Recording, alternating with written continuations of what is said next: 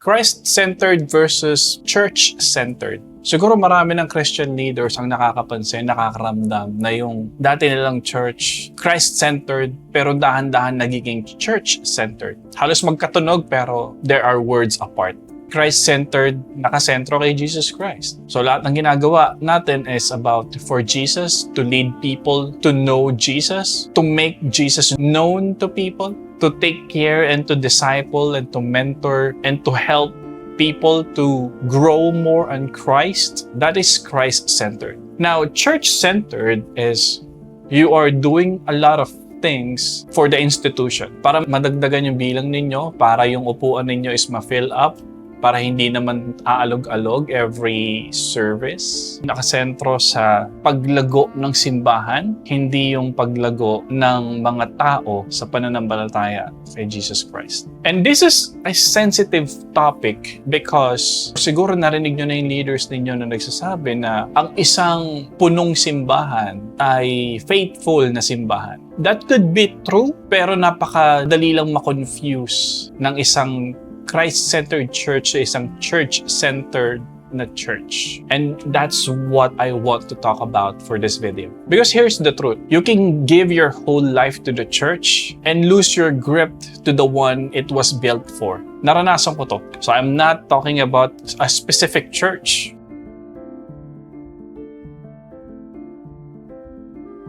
For many years, ang buhay ko umikot sa church. Kumbaga, church boy ako. Hindi man ako lumaki sa isang Christian family, but almost half of my life umikot sa church. Sa services, sa mga programs, activities, name it, at sigurado ko nagawa ko na yan. And late ko na naintindihan na noon pala, yung Sunday ang pinakabasihan namin kung tagumpay ba yung week na yun or hindi. Kung meron man kaming mga extra activities o added program during the weekdays, it should reflect every Sunday. Kailangan maraming umattend. So kung meron kaming mga naging activity, meron kaming mga outreach program during the weekdays, dapat mag-reflect yun ng Sunday. Kailangan maraming umattend ng Sunday. At kapag yung Sunday ay puno kami, ibig sabihin, tagumpay yung linggo na yun. At sa kabilang banda, kapag hindi puno at aalog-alog kami, failed kami. Bakit? Kasi ganun kasi yung naging training sa amin. Na kapag ang church ay puno, ibig sabihin yung church na yun ay faithful. Ang nakakatakot pa nun, yung leader na church-centered at yung leader na Christ-centered ay sobrang identical. Parehas yung devotion, parehas yung passion, parehas lang yung oras na ginugugol sa pag-serve, sa mga activities and programs, parehas sobrang busy. And ito pa ang isang nakakatakot. Satan is so deceitful. The way he attack leaders is more brutal kaysa sa mga hindi leaders. What I mean by that is, mas nagdo-double time siya na i-deceive yung mga leaders kaysa sa mga hindi leaders. Bakit? Kasi kapag leadership ang deceive, mas madali nang i-deceive yung iba. Kasi yung mga leaders mismo ang magdadala sa kanila sa kamalian. That's why ang ginagawa ng kalaban is dahan-dahan niyang nilalayo yung mga leaders, yung dapat maging sentro, which is Jesus Christ, into the church. And as for me, alam ko I didn't lose Christ during that time na nararanasan ko yun. But what happened was, dahan-dahan nawawala na yung centered ng paglilingkod ko kay Jesus Christ. Napupunta na sa church.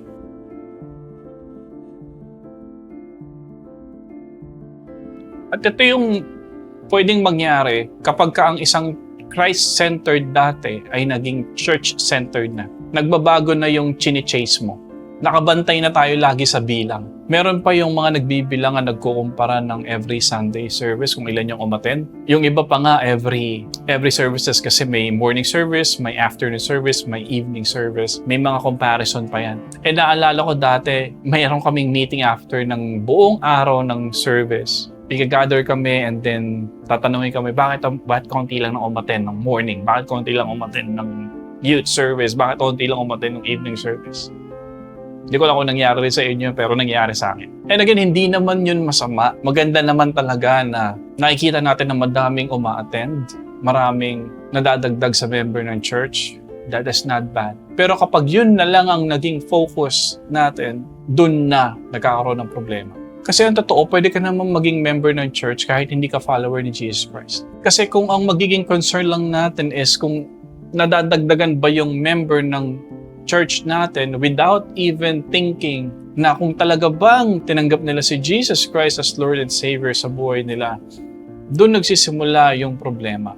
Kasi madali lang talaga makita yung bilang. Madali lang yun mapansin. Ang mahirap is malaman kung talaga bang nagsuko ng buhay yung member na yon kay Jesus Christ. Again, quantity is easy to count. But the quality is the only thing that lasts.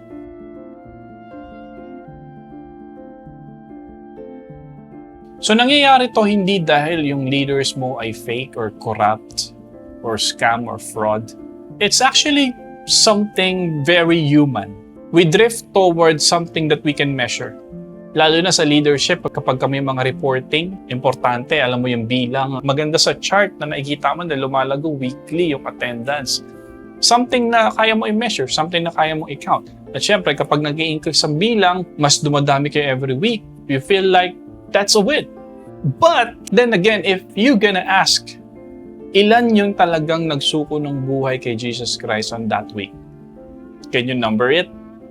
Kaya bang sabihin specifically? How can you know? So hindi natin kayang bilangin yun. Kaya natin bilangin yung members, kaya natin bilangin yung attendance, but you cannot really put a number kung ilan ba yung mga totoong tumanggap at nagsuko ng buhay sa Panginoon. Yun ang mahirap bilangin.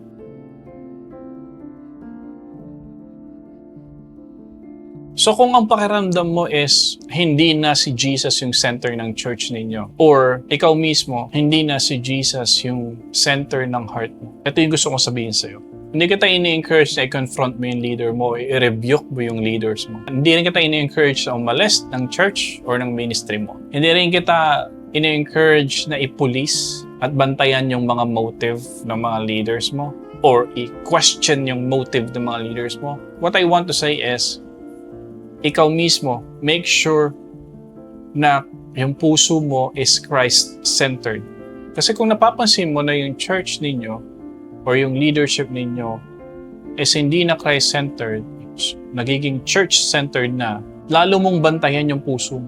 Dahil hindi rin tama na andun ka sa church na yun pero kini-criticize mo sila, you are doubting them, you are getting bitter, angry with them, and then hindi mo napapansin, ikaw rin, nalalayo ka na sa Diyos.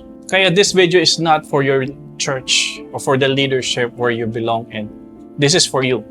I want you to make sure that you stay Christ-centered in your prayer, in everything that you do. And I want you to focus on one soul in front of you. Don't think about how many people you actually reach. Don't think about ilang ba yung inassign sa'yo na numbers. Just focus on one soul in front of you. Share the gospel, disciple that person, mentor him or her, and i-lead mo siya kay Jesus Christ. Hindi mo trabaho na i-recenter yung church. Church siya ng Diyos. Ang focus mo is yung sarili mo, bantayan mo yung puso mo, na ikaw ay magstay centered kay Jesus.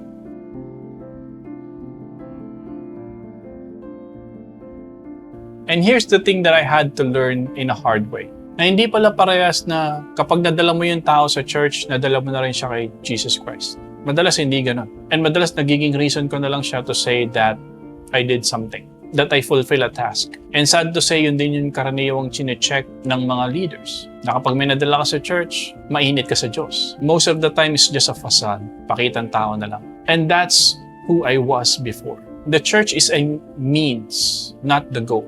The goal is Jesus Christ. We lead people to Christ and we help them grow inside the church. Pero madalas nagkakabaligtad yun. We tend to bring people to church and then we just let them be. And the moment the church become a destination instead of a doorway, you start to miss the point. So kung ikaw ay church leaders, youth leader, worship leader, you are a children ministry leader, ushering, volunteers, leader, let me ask you this, that I wish na sana may nagtanong din sa akin noon. Saan mo dinadala yung mga tao? Kay Jesus ba or sa church? Again, magkaiba yan. Ang isang punong simbahan na hindi naman si Jesus ang center is just a crowd. Pero kung may isang soul na talagang nadala mo kay Jesus Christ, that's the entire thing.